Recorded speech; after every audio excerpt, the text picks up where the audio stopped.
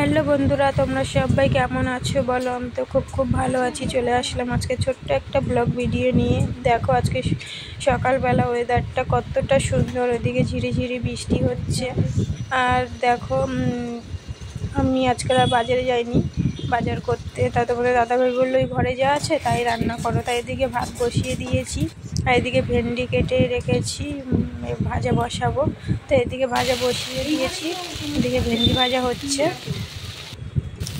আর এদিকে ভেন্ডি ভাজা বলতে গেলে আমার কমপ্লিট হয়ে গেছে, আর একটু হলেই আমি নামিয়ে নেব। তো এবার আমি ভেন্ডি ভাজাটা নামিয়ে নেব। আর এদিকে তারপর আমি এবার বসাবো পাট শাক। তা পাট শাকে দেখো জলটা ফুটে যাওয়ার পরে আমি পেঁয়াজ আর লঙ্কা দিয়ে দিয়েছি। একটু ফোটার পরে আমি মিষ্টি পাট শাক এটা দিয়ে দিলাম। তা এটা একটুখানি ফুটিয়ে তারপরে এর মধ্যে আমি এখন দিয়ে দেব চিংড়ি মাছ। তো দেখো চিংড়ি মাছ আর পাট শাকটা একটু লাড়ি চাড়িয়ে নিয়ে এবার আমি ফোড়ন দিয়ে দেব। তো ফোড়নে আমি রেখেছি শুকনো লঙ্কা আর হচ্ছে পেঁয়াজ। তা পেঁয়াজটা একটু ভাজা ভাজা হয়ে গেলে তারপরে এর মধ্যে আমি পাট শাকটা সব দিয়ে দিই।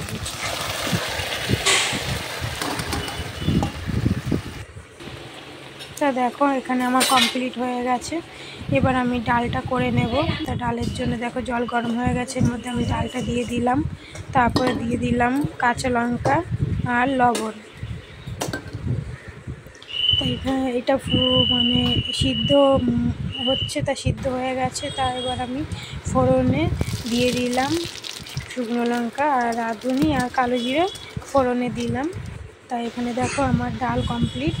এবার ডালটা নামিয়ে এবার আমি বসাবো সয়াবিন আলুর তরকারি। দেখো সয়াবিন আলুর জন্য এবার আমি আলুটা ভাজার জন্য বসিয়ে দিয়েছি। তা আলুটা ভাজা হয়ে গেছে, এবার আমি সয়াবিনটা একটু ভেজে নেব। আর তোমরা কেউ কিছু মনে করো না, কারণ আমাদের কড়াইগুলো কালো হয়ে গেছে, কারণ অনেক পুরনো তো। আর মাঝতে মাঝতে পাতলা হয়ে গেছে জিনিসটা, তার জন্য আমরা শাশুড়িমা বলেছি যে সেইভাবে পরিষ্কার করো না, কারণ অনেকটাই পাতলা হয়ে গেছে তো। তার জন্য আমরা কড়াইটা পুড়িয়ে কালো করে দিয়েছি। তাই তোমরা কেউ কিছু মনে করো না। তাই এখানে দেখো সয়াবিনও আমার এখানে রান্না বলতে গেলে কমপ্লিট হয়ে গেছে। তা আজকের কী মেনু করেছি দেখো, তোমরা সবই দেখলে। আর কেমন লাগলো তোমাদের ভিডিওটা কমেন্ট করে জানিও। আর নতুন হয়ে থাকলে চ্যানেলটি সাবস্ক্রাইব করে দিও আর লাইক করে দিও। আর টাটা, বাই বাই। তোমরা সবাই ভালো থেকো।